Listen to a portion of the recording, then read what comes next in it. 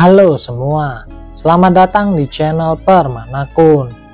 Di video ini, gua akan membahas kelanjutan dari manga Hazure wa Kuno, Joutai Ijo Skill, Deshaiko Ninata, Ore ga Subete, Wajurin Surumade.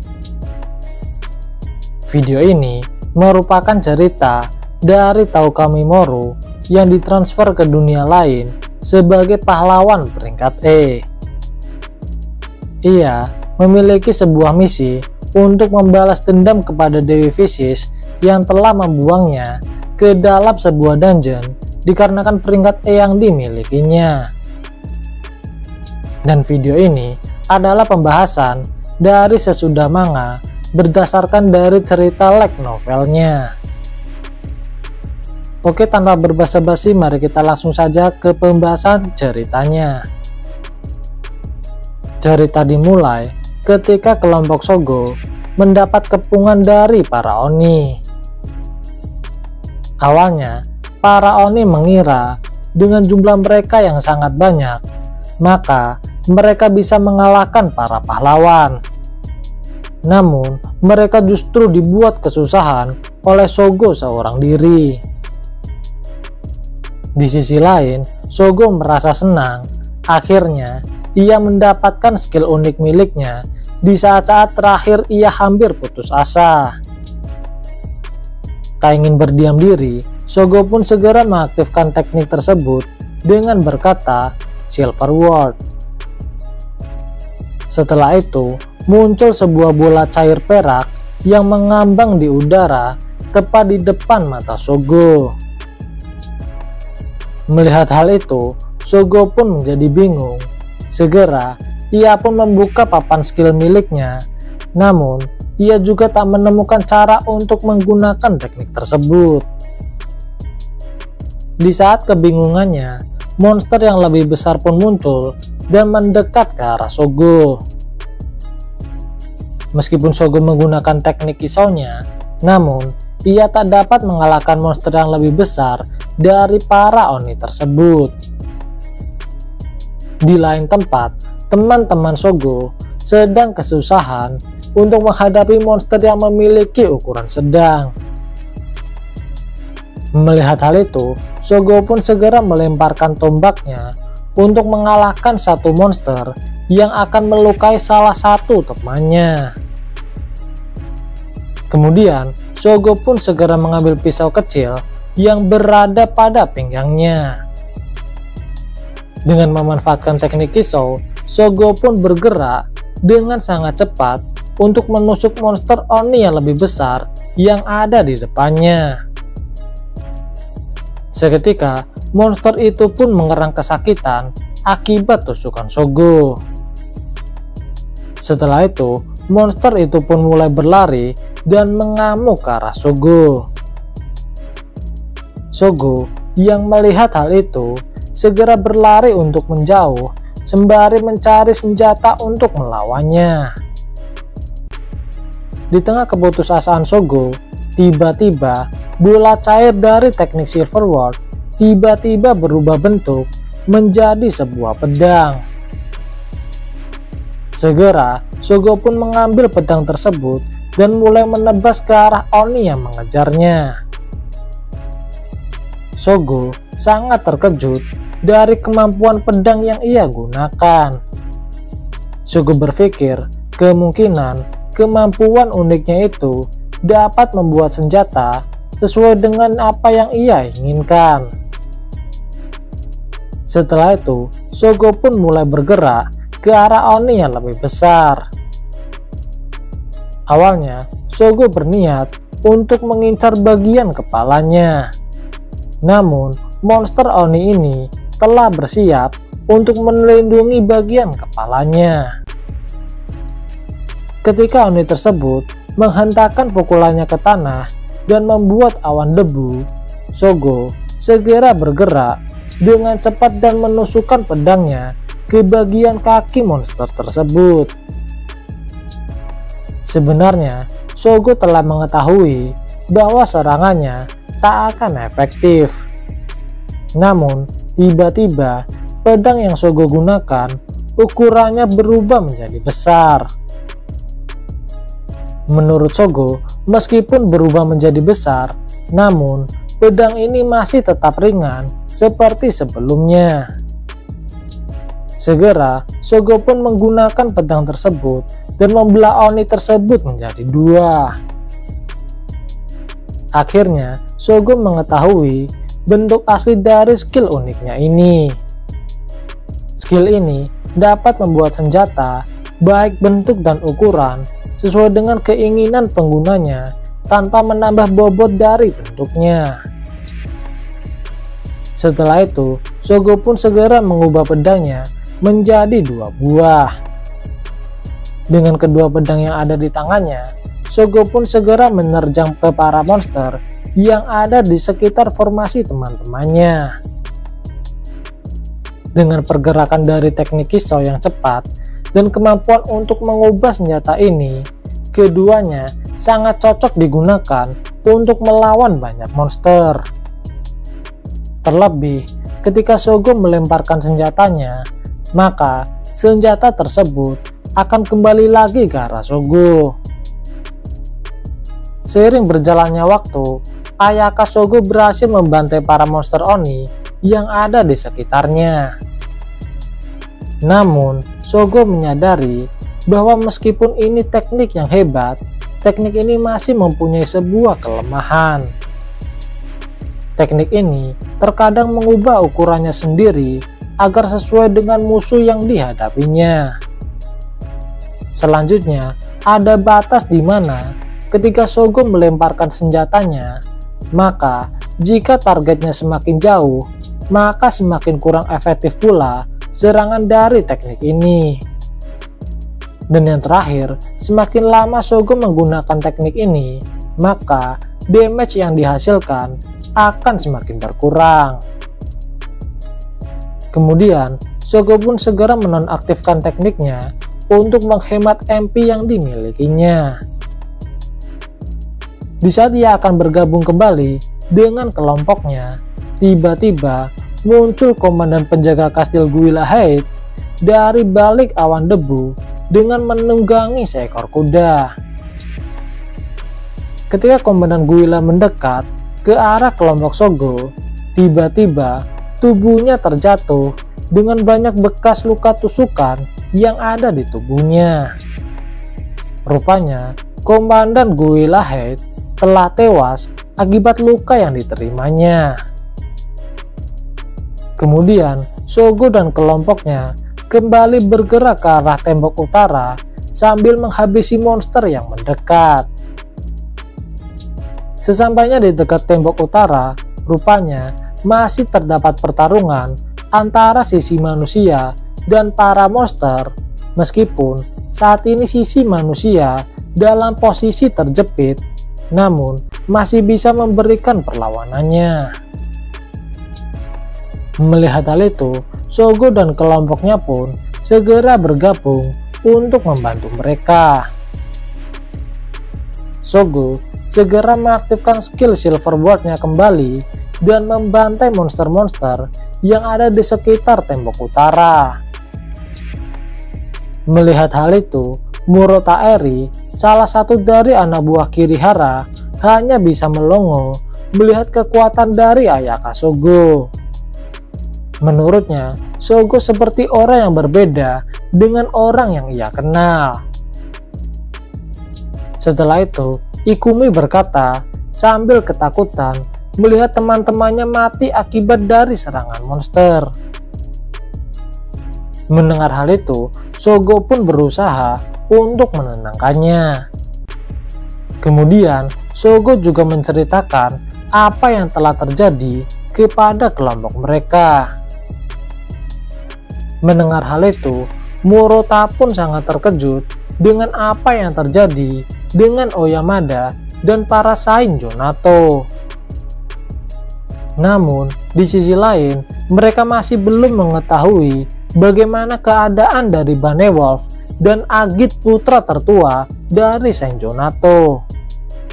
Mengingat Agit ini yang telah memberikan serangan untuk mengalihkan perhatian dari monster raksasa bermata emas yang tadi telah memakan Abyss. Setelah itu, Shogo pun bertanya kepada Murata mengapa ia tak membuka gerbang di tembok bagian utara.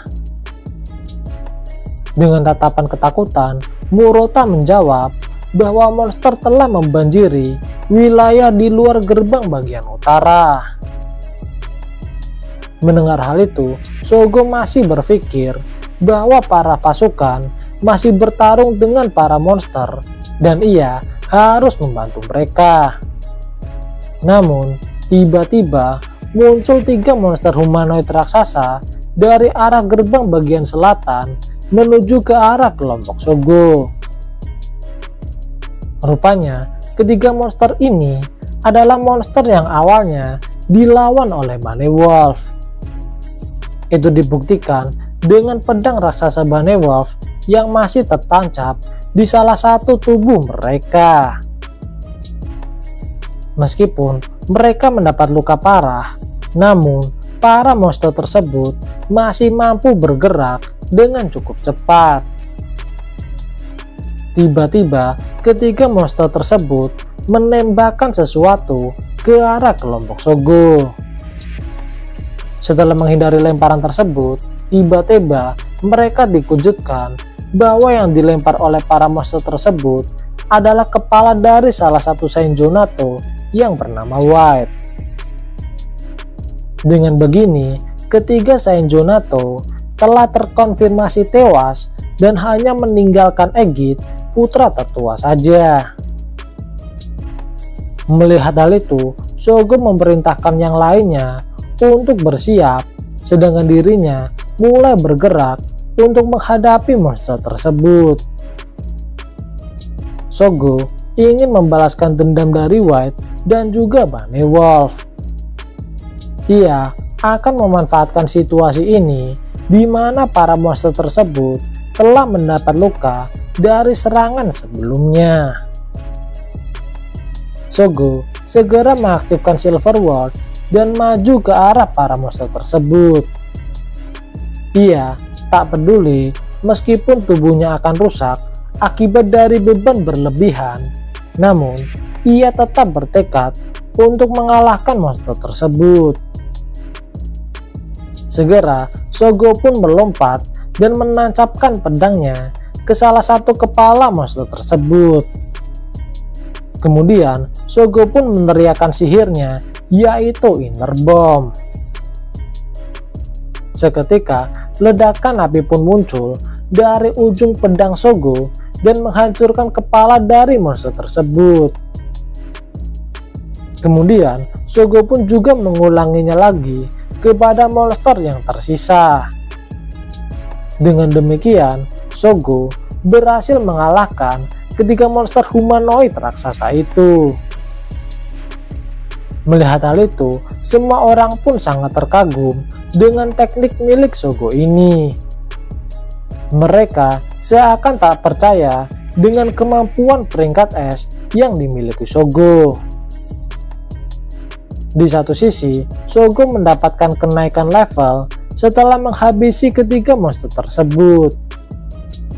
Meskipun ia mendapat luka di lengan kirinya, namun Shogo menganggap ia masih beruntung bisa mengalahkan ketiganya.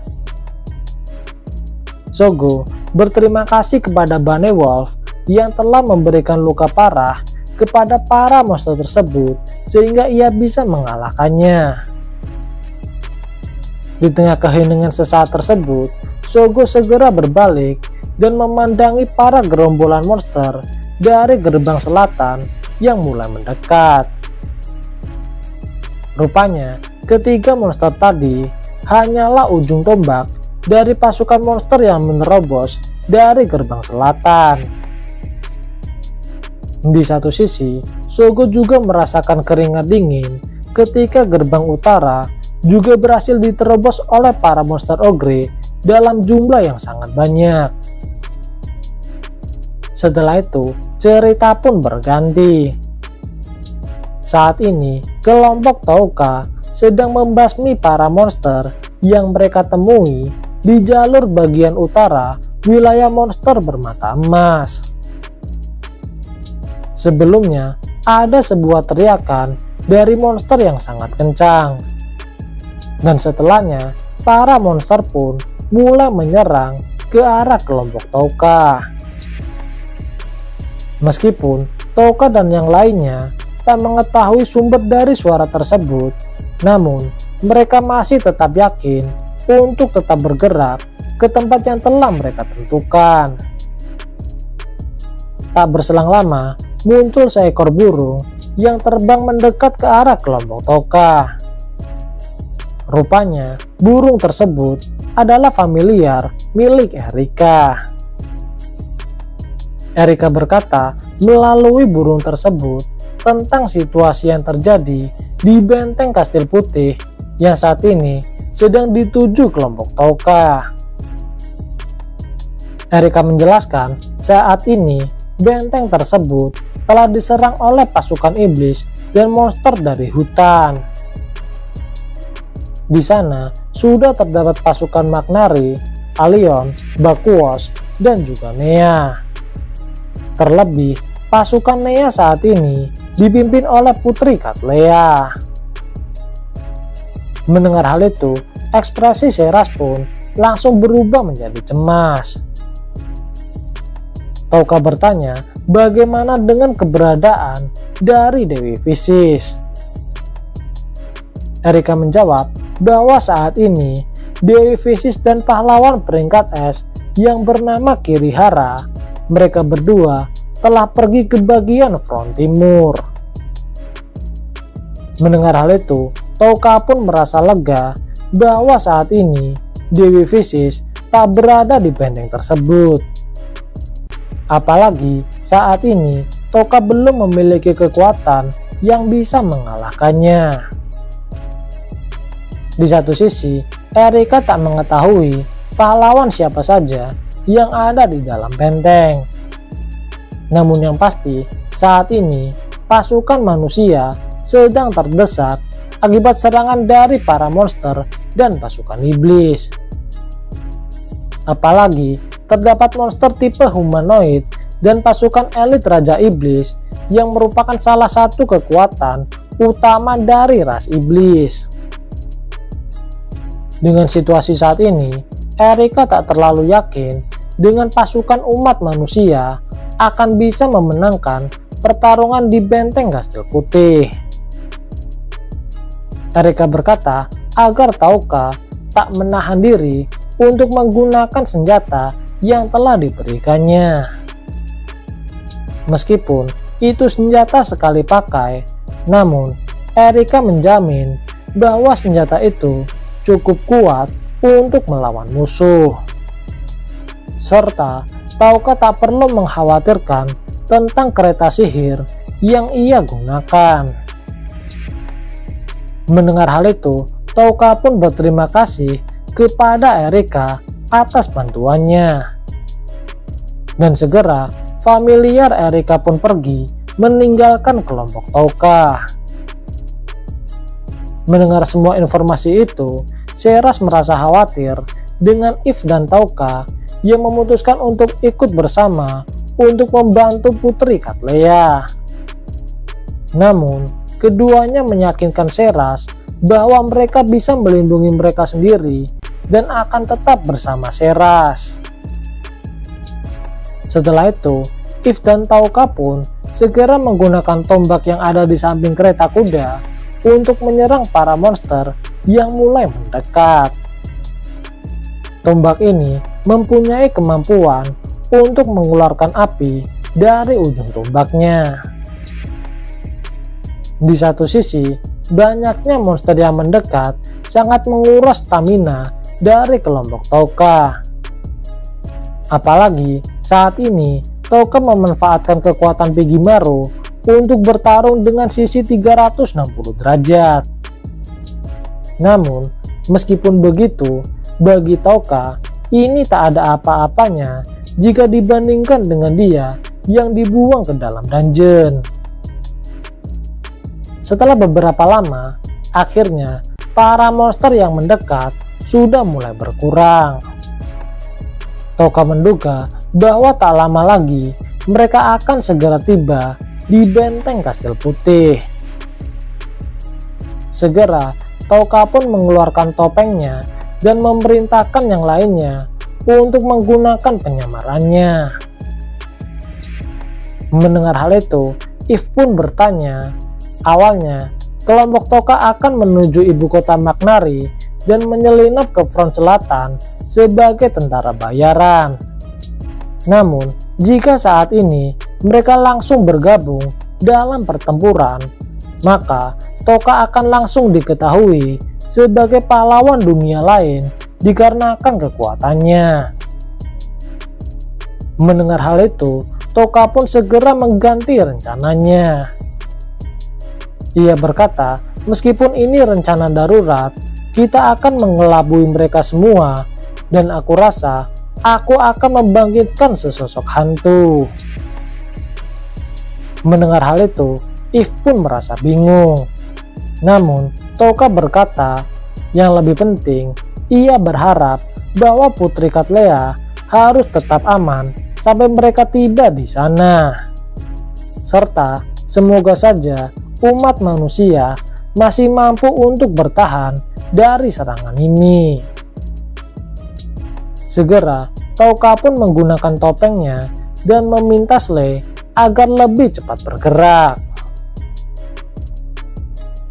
Oke, sekian dulu video pembahasan light novel Hazure wa Kuno Joutai Ijo Skill Desaikyo Ninata Ore ga Subete wa Jurin Surumade. Jangan lupa like, komen, dan subscribe apabila kalian menyukai video ini. Dan jangan lupa aktifkan lonceng notifikasinya agar kalian dapat notifikasi ketika channel ini update video terbaru. Oke, see you.